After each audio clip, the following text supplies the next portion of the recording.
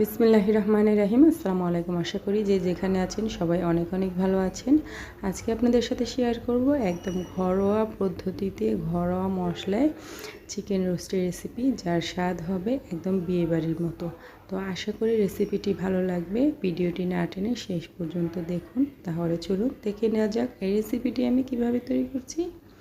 প্রথমে আমি এখানে মুরগির মাংস, একটা মুরগিকে 4 পিস করে নিয়েছি। এখানে আমি 5 টুকরা মুরগির মাংস নিয়েছি। তো সাধারণত যেরকম রোস্টের টুকরো হয় সেরকম। এর মধ্যে দিয়ে দিলাম হাফ চা চামচ লবণ মেখে একটা সাইডে রেখে দিচ্ছি।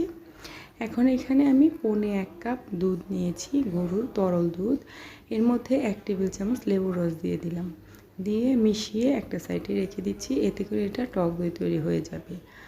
তো এরপর চুলায় আমি একটা প্যান বসিয়ে দিয়েছি। এর মধ্যে দিয়ে দিলাম হাফ কাপ পরিমাণে তেলটা আমি একবারই দিয়ে দিয়েছি। এই তেলটার মধ্যে পুরো রান্নাটা তৈরি করে নেব। এরপর 2টি বড় সাইজের পেঁয়াজ কুচি দিয়ে দিলাম। পেঁয়াজটাকে নেড়ে চেড়ে ভেজে নেব। এটাকে আমি ব্রেস্তা তৈরি করে নেব। তো যখন এটা গোল্ডেন ব্রাউন কালার হয়ে যাবে এরকম, তখন আমি এটাকে তুলে নেব। তো ভালো করে উঠিয়ে নিতে হবে তেল থেকে। এখন একে একে মুরগির মাংসগুলো দিয়ে দিচ্ছি, দিয়ে আমি হালকা একটু ভেজে নেব। খুব বেশি ভেজে ফেলা যাবে না, তাহলে চিকেনটা কিন্তু শক্ত হয়ে যাবে। তো হালকা ভেজে নিতে হবে। হাই হিটে আমি একটু লাল লাল করে ভেজে নেব 2 পাশ। যখন এরকম হয়ে যাবে তখন আমি তুলে নিচ্ছি, আর একইভাবে সবগুলো চিকেন ভেজে নিচ্ছি। তো এরপরে দিয়ে দিলাম ওই তেলের মধ্যেই 2টা তেজপাতা ছিঁড়ে দিয়েছি, 4 টুকরা দারচিনি, 4টা এলাচ আর 4টা লবঙ্গ।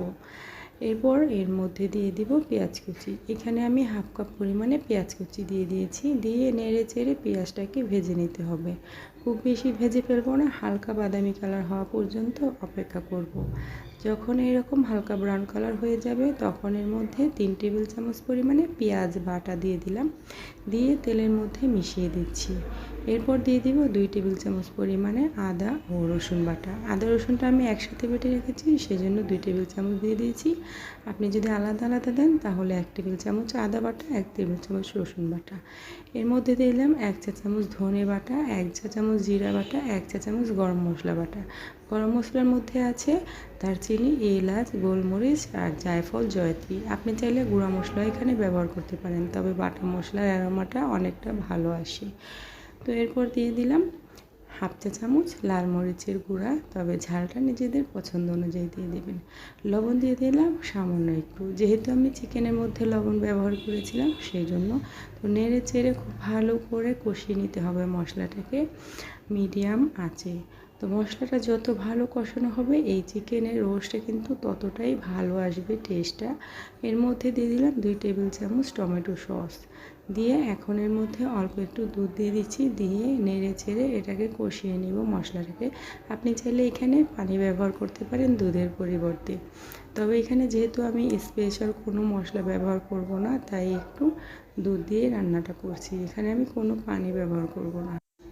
তো মশলাটা যখন খুব ভালোভাবে কষানো হয়ে যাবে, তেল ছেড়ে আসবে মশলাটা থেকে, তখন এর মধ্যে চিকেনের টুকরোগুলো দিয়ে দেব। তো মশলাটা অবশ্যই খুব ভালোভাবে কষাতে হবে। যখন মশলাটা তেল ভেসে উঠবে আর সুন্দর একটা ঘ্রাণ বের হবে, তখনই এই চিকেনগুলো দিয়ে দিতে হবে। দিয়ে আমি নেড়ে চেড়ে একটুখানি মশলার মধ্যে ভাজা ভাজা করে নিচ্ছি। তো এইভাবে খুব সহজে আপনারা কিন্তু ঘরেই অল্প মশলায় চিকেন রোস্ট তৈরি করে নিতে পারেন। এটার স্বাদ কিন্তু অনেকটা ভালো আসে। বাসায় একবার হলেও ট্রাই করে দেখবেন এইভাবে। তো আমি কিছুক্ষণ নেড়ে চেড়ে ভাজা ভাজা করে নিয়েছি। এখন ঢেকে দেবো, আর ঢেকে লো হিটে আমি 5 মিনিটের মতো রান্না করে নেব। এতে করে চিকেনটা থেকে কিছুটা পানি বের হয়ে আসবে। তো আমি 5 মিনিট ঢেকে রেখে দিয়েছিলাম। এখন এর মধ্যে দিয়ে দিব সেই আগে থেকে যে আমি দুধটাকে লেবু রস দিয়ে গুলিয়ে রেখেছিলাম, সেটা কিন্তু এখন একটু ছানা ছানা হয়ে গেছে, দেখতে পাচ্ছেন। তো টক দইয়ের পরিবর্তে আমি এটা দিয়েছি। আপনাদের হাতের কাছে যদি টক দই থাকে তাহলে আপনারা টক দই ব্যবহার করতে পারেন।